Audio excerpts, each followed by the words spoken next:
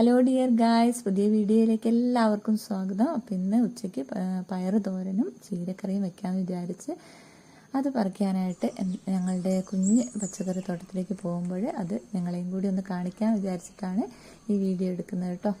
അപ്പോൾ അതിനായിട്ട് ഞാൻ ചീരക്കറിക്കായിട്ട് ചീര നുള്ളി എടുത്തു. അപ്പോൾ ഒരു കുഞ്ഞ് പച്ചക്കറി തോട്ടമാണ് കേട്ടോ, വിപുലമായ തോതിലൊന്നുമില്ല. അതിനുശേഷം അതിൽ നിന്ന് പയറ് തോരനായിട്ട് പയറും നുള്ളി എടുത്തു.